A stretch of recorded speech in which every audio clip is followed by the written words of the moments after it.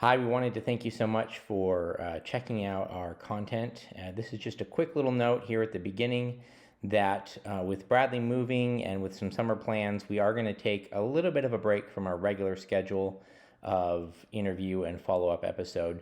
We do have our follow-up with the interview that we had with Stephen Wolf coming soon, and that will come out probably early next week. And then after that, there'll be a week or two where we don't post any interviews. I'll still be working on some essays and hope to get those out, but just taking a quick little break here in the summer, and then after that, we'll be back to our regular schedule.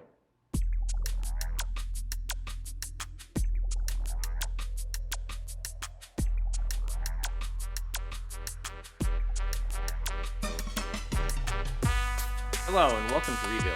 My name is Michael Belch, and as always, I'm joined by my brother Bradley Belch. And we are excited. I'm very thankful for the time to record today. My brother is in the middle of a move and taking time out of that. So looking forward to the conversation today. Bradley, how's it going? How are things on your end? Things are fine. I don't know if I meant to ask you before in our little review, but I don't know if there's sounds echoey, but I feel it's echoey in my ears. The room is empty. Well, I don't know what to do about it at this point, so I don't really hear an echo, but we'll just proceed. So, well, today we're going to be talking about the conversation that I had a few weeks ago with Joshua about art and drawing and comics, and really enjoyed his perspective on those things and wanted to just thank him again for coming on the show. And as we were talking about this, we realized that this is a bit of a difficult topic to nail down for a couple of reasons. Number one, I do think that there are some ways that in order to appreciate art, you have to know a little bit about it. You know, in the same way that someone who really likes coffee can distinguish between a good coffee and a bad coffee, whereas someone who doesn't really drink it might not know the difference. You could say the same thing with wine, or some people collect whiskey or whatever.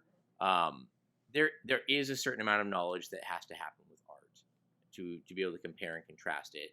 So there is something of a hurdle where we don't always appreciate or learn much about art. I don't know a whole lot about classical music, so that would be a similar thing where some people would say that's such an amazing piece, or that guy was out to lunch at that point, and I would just say, well, I could appreciate the skill of the musician, but not always the skill of the writer or composer behind it. So in that sense, it's a little bit difficult, and it's also a little bit difficult because art is necessarily going to be appreciated by some people and not by others. And part of that is, I think we'll get into it later, the idea that art is supposed to call to a common human experience.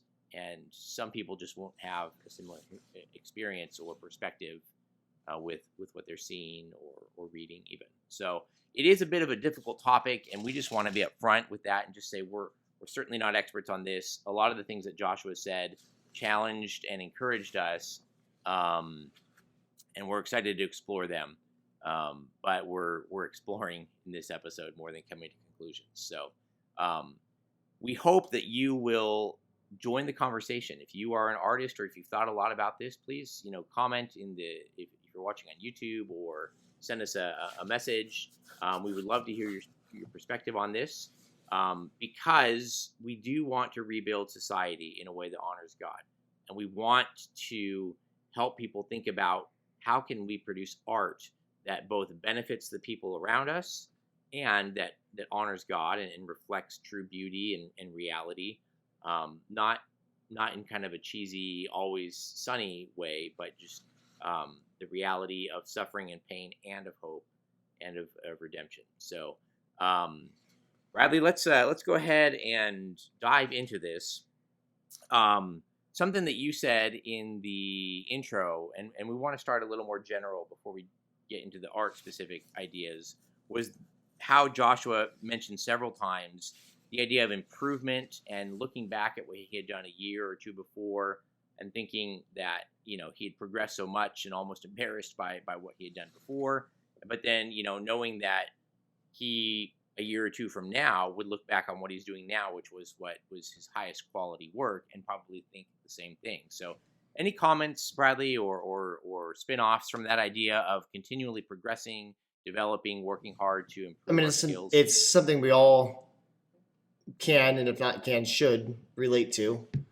I do remodel as a business, and like I look back just like he does a couple years ago, and look at work and go, yeah, I could have done that better, or here's a better way of doing that, or here's even if it's more efficient way of doing it, here's a faster way of doing it for the same result.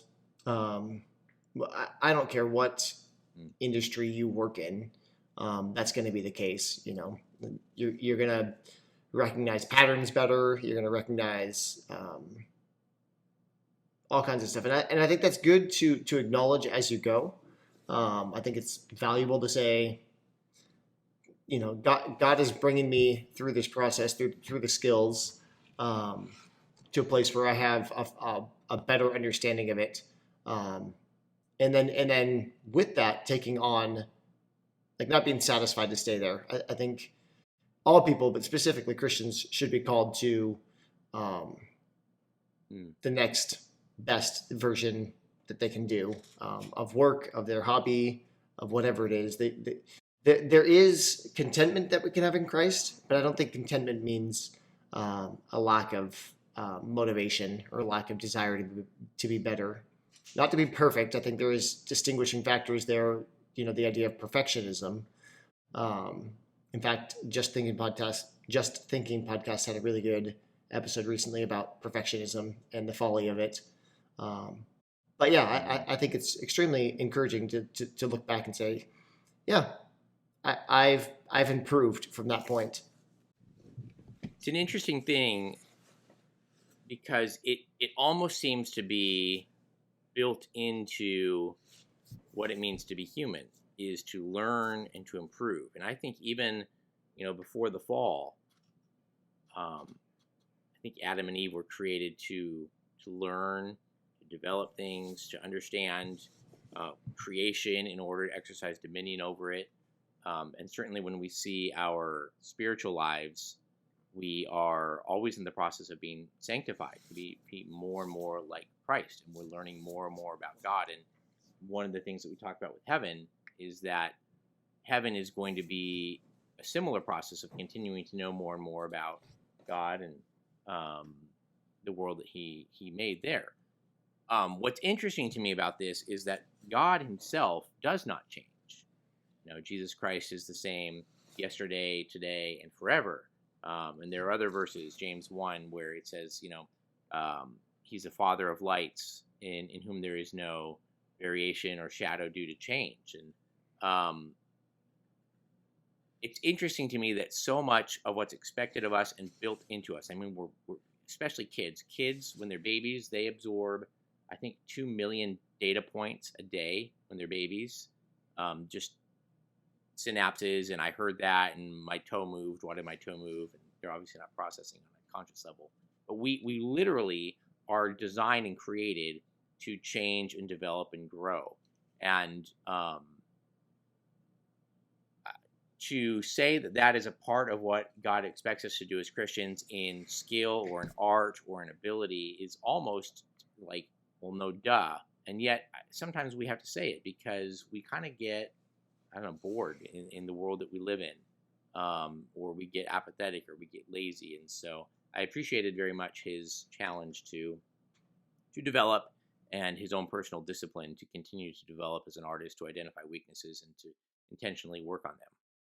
Yeah. Yep.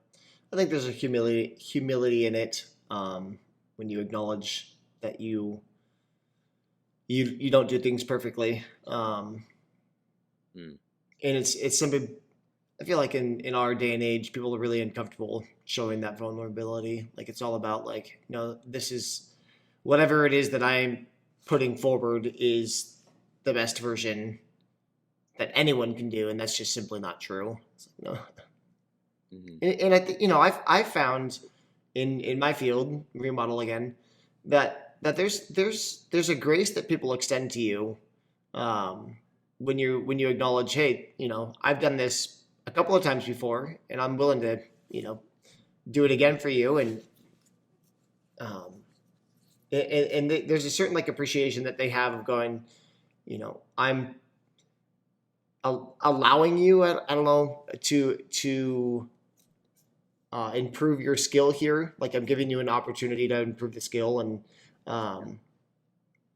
but people are really gracious about it when you do come to them and say, hey, I can do this for you. Here's my limitations. Here's where I'm looking to grow. Here's, but if you'll let me do it, I'll do it with everything that I have for, I'll give it my all. And people are in my experience are really gracious and kind with that. Now there's probably especially other fields where underbidding the competition. Yeah.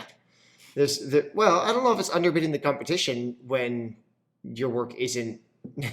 No, I hear what you're saying, but I don't know if he even mentioned it in the podcast about the price sheets that sometimes you can get from other artists and say, hey, what do you charge for this stuff? Right.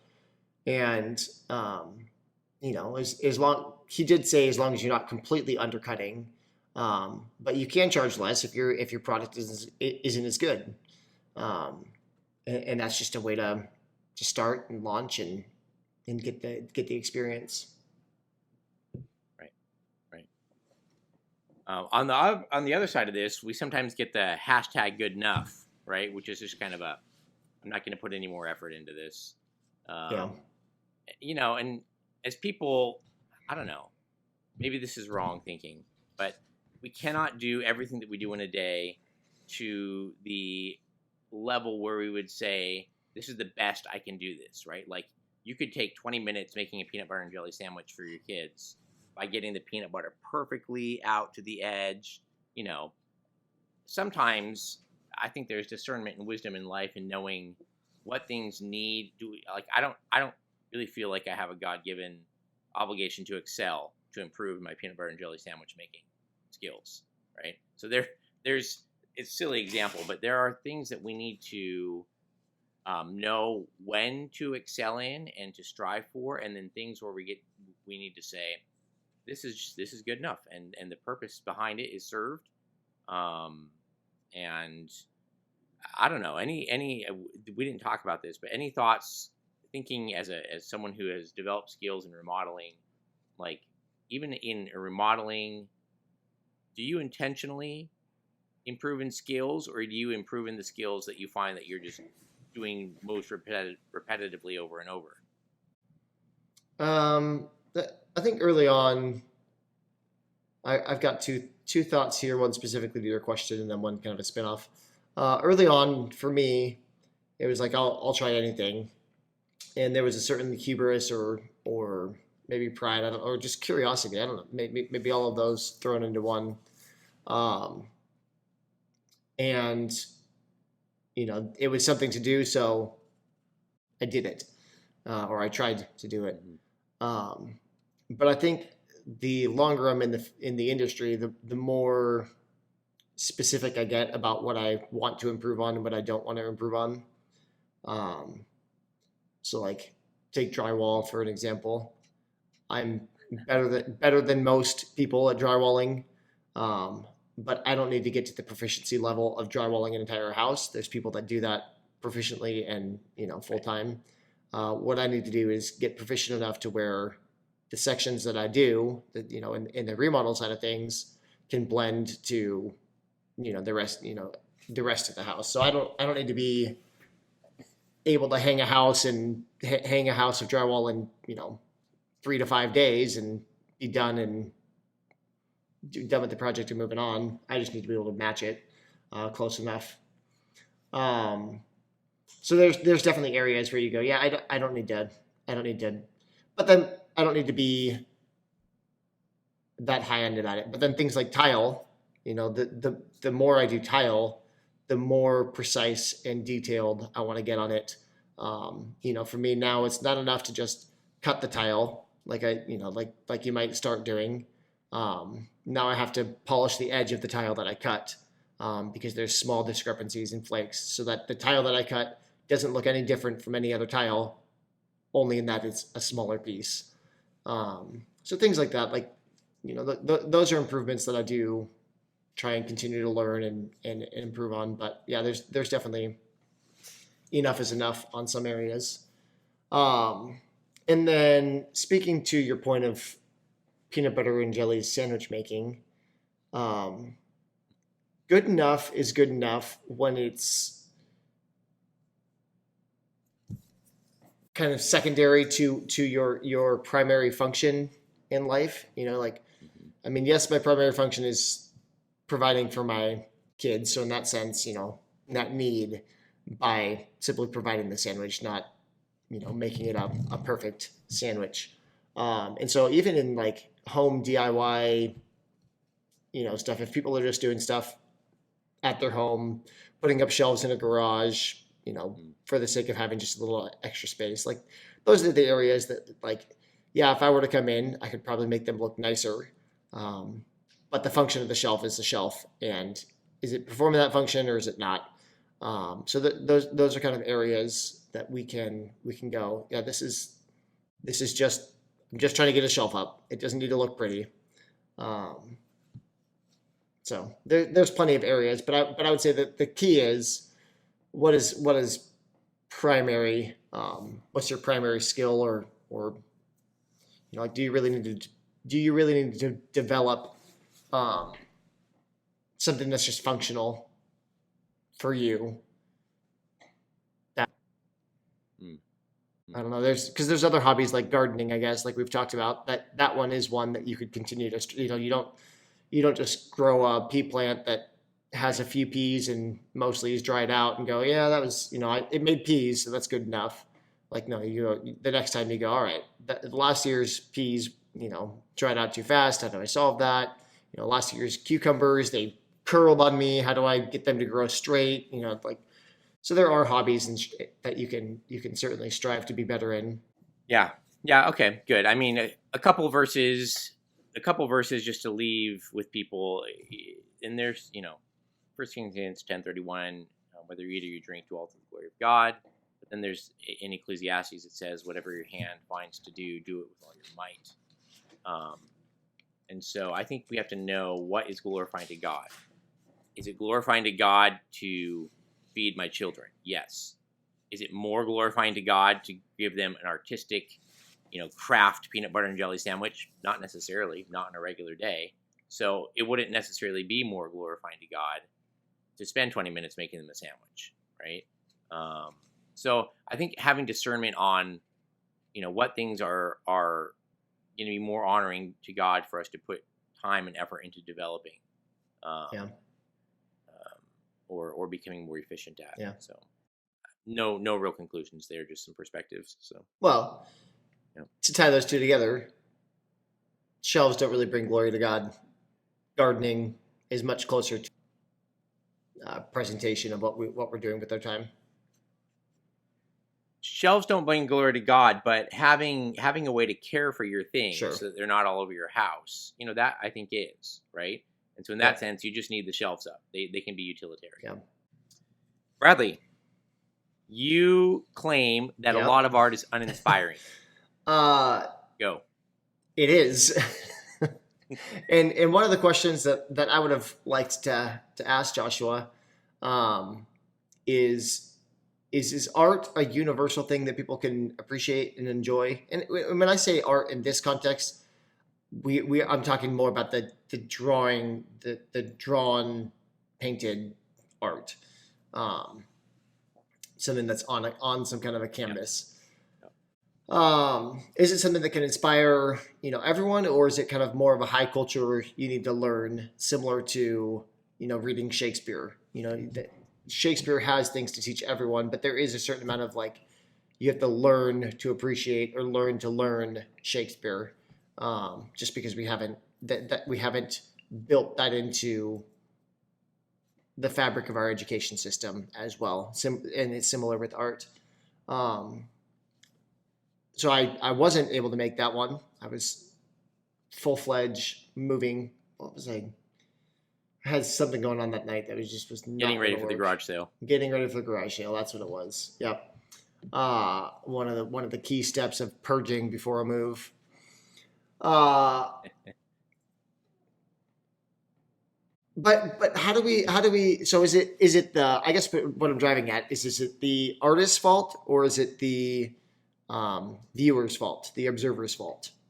And it's largely probably both. But I'm going to put more onus on the artist because that's, I'm not the artist, so I blame them. No, but in all seriousness, there's something about a sterile painting that is just a painting for the sake of painting that seems very utilitarian and just it exists. Its sheer existence is its only point. And I think art for me has to either take me to a place or connect me to an emotion, or an idea. I think often can be pulled out of art too. The idea of struggle or the idea of us being connected to God. When you think about some of the Michelangelo type works where it's literally like God and man on two sides of an equation, and man is trying to get to God. So when art is just, I painted a tree, the tree can be painted very well and it can reflect a certain beauty and nature of the tree. But it doesn't speak to what we do with that as a viewer, as an observer, and maybe even as an artist. I'm not sure, but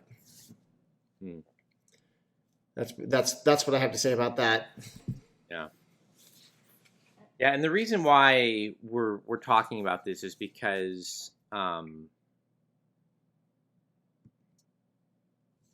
want to challenge Christians to think about how they can use art to impact the people around them, to glorify God.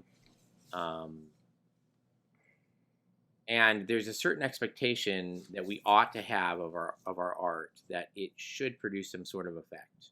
Right? It's not going to produce an effect in every person because we're all different and distinct and have different experiences and things that kind of call out to us. But I think that it's helpful to separate a couple of things here. There's the person who's the hobbyist, right? Who's just out taking pictures of birds and trees and stuff like that.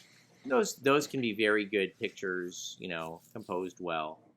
But what is your expectation? Are you expecting to call this art in the sense that it communicates something, or is this just your hobby and you're okay with that, right? There's another sense where a lot of what we consider to be art now, I think now more than ever with the rise of internet, graphic design, needs for logos and things like that, print media being very easy to access and produce, there's a lot of art that I think we would just call kind of transactional or functional. Like, I need a logo for my business. It doesn't necessarily have to be a piece of great work. Some logos might. They might evoke something. Or I need a nice picture of something for the homepage of my website, right? And I think that we need to just admit that it's okay to exert effort and apply artistic principles to things like that without putting the burden of those being art in kind of the sense. Now, that doesn't mean that the person, the graphic designer or the logo designer doing that work should not strive or use skills or artistic principles, but I think we can say that they're different. I remember a couple years ago, I had a conversation with a student in a creative writing class I was teaching, and she kept bringing in these things that were kind of pithy statements or kind of sentimental statements. They were maybe 3 or 4 lines, and she used to bring them in as examples of poems that she liked. And after 2 or 3 times of this, I finally had to say, look, these are actually not poems, right? Like, they can be something you enjoy. They can be something that someone put some time and thought into kind of creating the sentiment behind it, but they're not poems. And then we talked about what a poem is. A poem is an expression of an idea, and there has to be movement. There has to be counter. It has to go in one direction. There has to be a movement, and it has to go in another direction.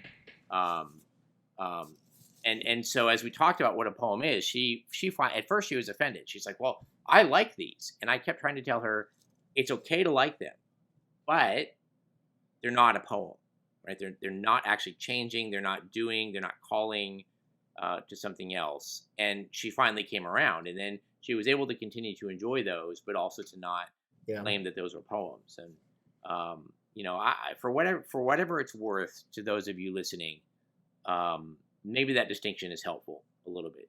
There can be artistic things that we do, or artistic principles and skills that we use, without maybe having to weigh it down with the burden of whether or not this is art. That's a lot to throw into something that you a little logo design or something like that. Well, it's hard too. We talked a little bit, you and I off air, about just is there a market for what you're distinguishing there? Is there a market for people actually inspiring to communicate something through art? I've never bought a person's personal painting. You see them hanging on the walls in coffee shops, and I might be drawn to a painting, but is it worth $80, $200, $300 to me? And that might be something as Christian consumers that we should just be mindful of. The fact that if we want good art, we have to support good art, which is easier said than done. But we aren't calling Christians to just be hobbyist artists. We are calling Christians to be artists. Some Christians, not all Christians. Some obviously, Christians. if you're, I am never going to be a Christian artist because I can't paint. I can't. Well, I would say even in the artistically inclined, I don't think we're calling all of those to capital A art either necessarily. Yeah. But we do need some of them. We do need some of them. Yeah, we do. And those that endeavor to do so should be supported, I guess, as best we can, with the resources, with the dollar value, if we can. If it's not dollar value, the promotion of them, the talk about them, the encouragement of them. But yeah, I don't know. It's a hard topic for me. It really is, because I know its value in a society abstractly, but I don't see its value in my daily life. I'm much more utilitarian, functional. Like, is this thing that's in my house performing a function or not? So a mirror on a wall is one of our pieces that we hang up. Like, that's not the primary mirror that we look at, but it has a function. Like, it's reflecting light. It's, doing something. It's functional. So I have a hard time with this topic, just because, it's like, for me personally, it's very hard for me to connect with the importance of it, and how do I make that important in my house. I don't know. That wasn't a very clear thought, but we have to, as Christians, both produce the art but also value the art somehow, and I don't know how to do that very well. Well,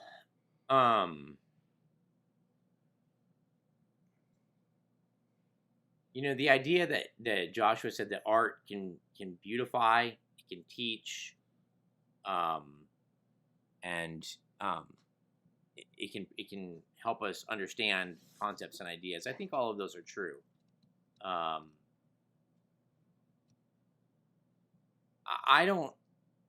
think some of our art as Christians and families, like, it might be not necessarily buying it, but maybe you take your kids to a museum right? Maybe you just highlight the idea that the concept in your kids and in your family that ideas are important, and people who try and communicate them, that's something that we listen to or that we heed a little bit is ideas and how they're communicated, because we talk about the ideas that are coming through in a TV show that we watch or even in commercials these days.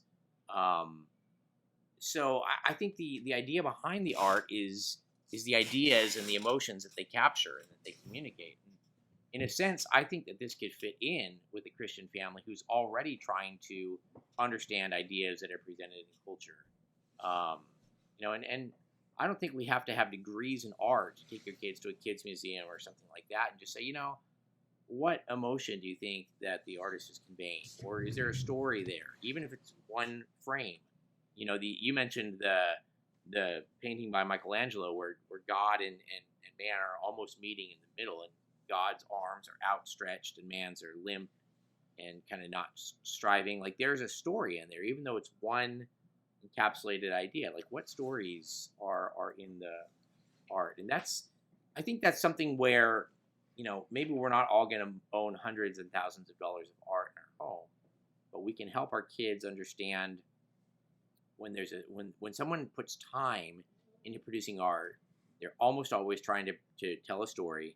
They're almost always trying to convey an idea, and they're almost always trying to communicate some or multiple emotions. And even good art kind of fuses multiple or contradicting or unique blends of emotion, story, and idea. And I think even if that's all we're doing with ourselves and with our kids, like what ideas and stories and emotions are coming through from this art, that even alone can be a helpful way for at least us to understand and appreciate it. Yeah. And then at that point, I think we can say, actually, there's something to that piece. Maybe I do want to buy that off the coffee shop wall. Right?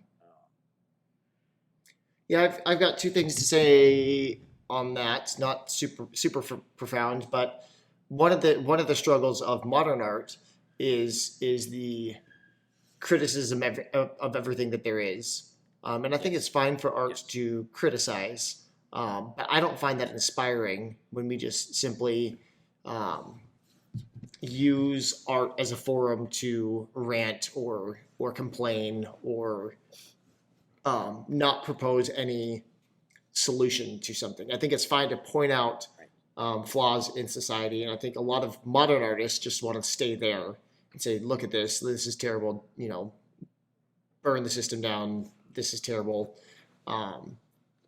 without presenting any kind of solution.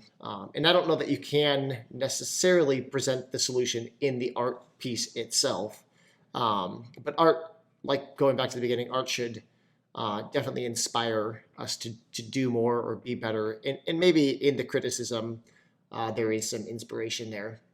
I don't know, but just be wary, I guess, is what I would say of what you choose to criticize, and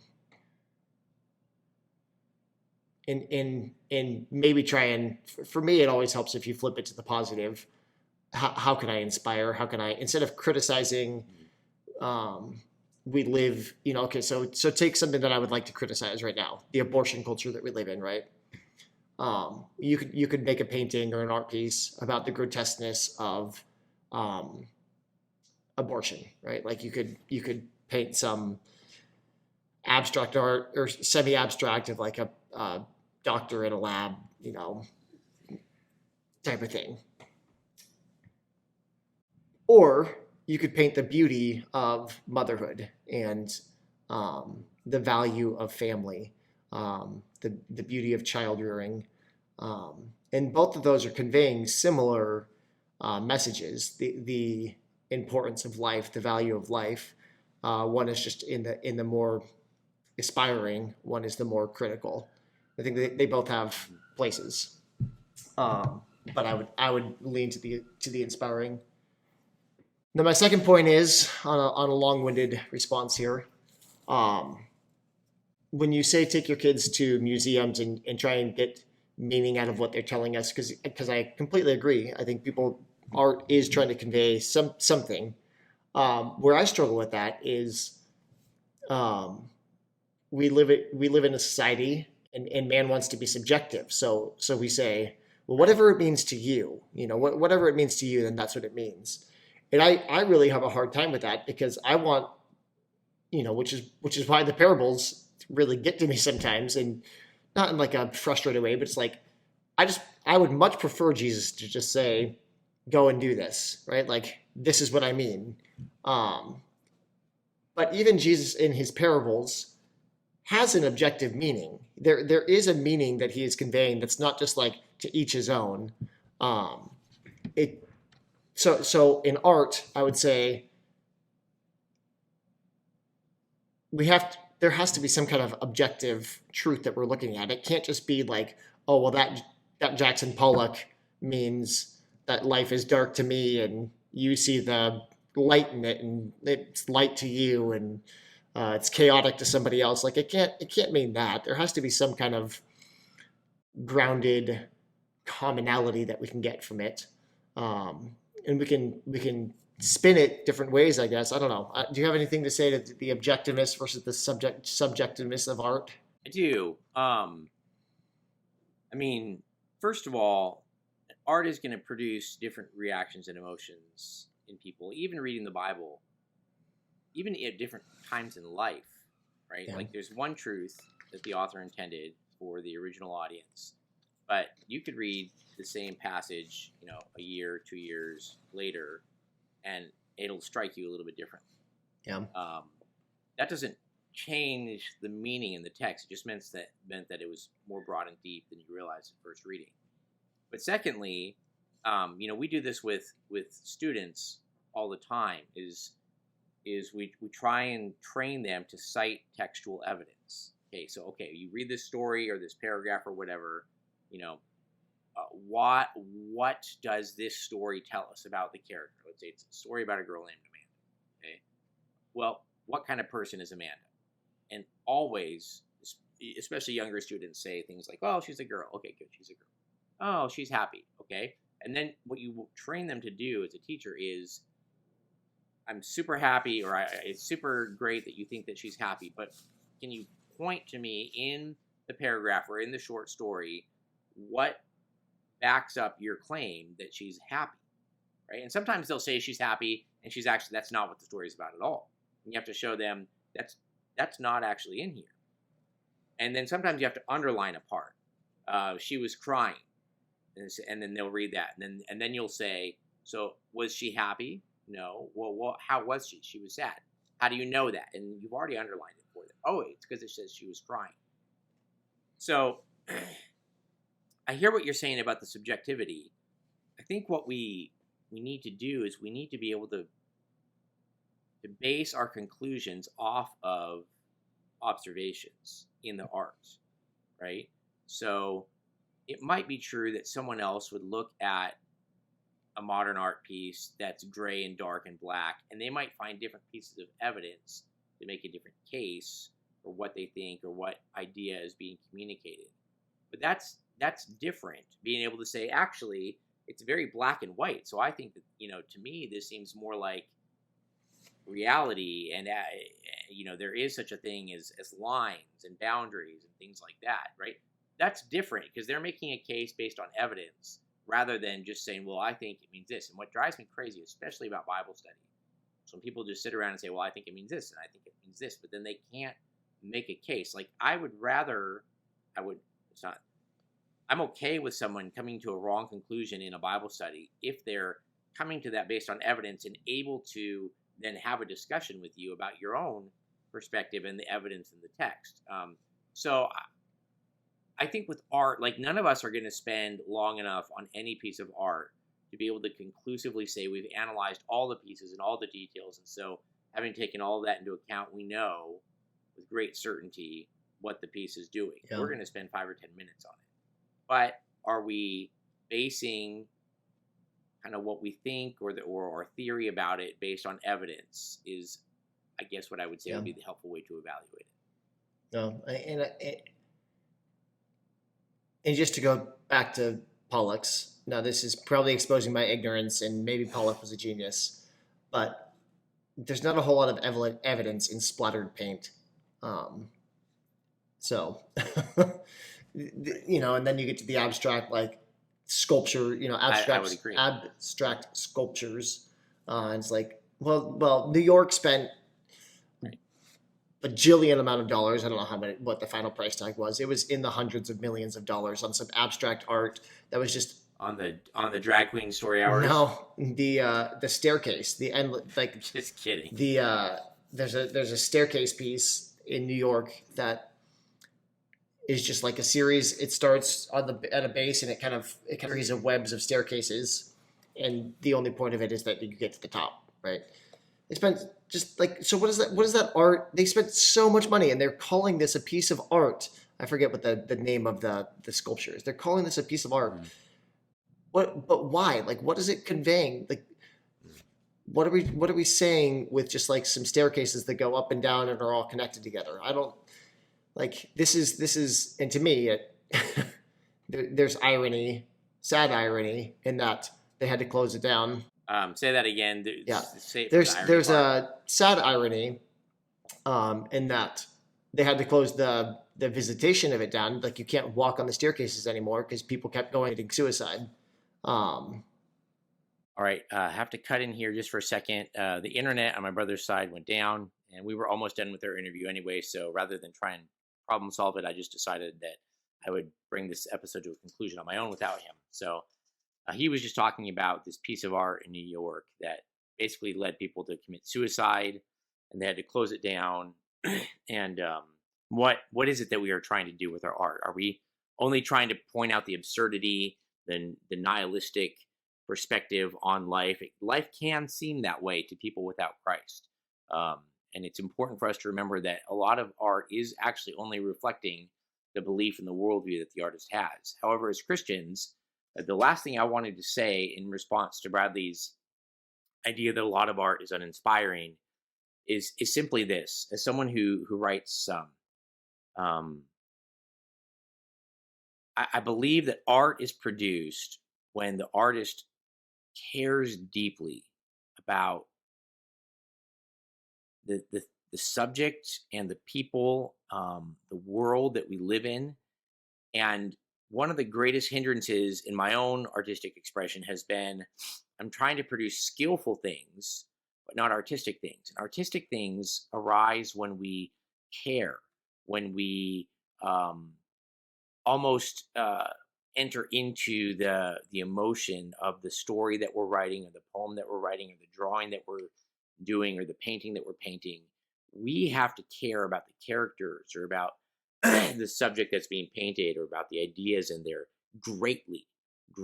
And there's artistic skill, and then there's artistic impulse. And I just want to encourage Christian artists to not be afraid to care about the things that you're producing.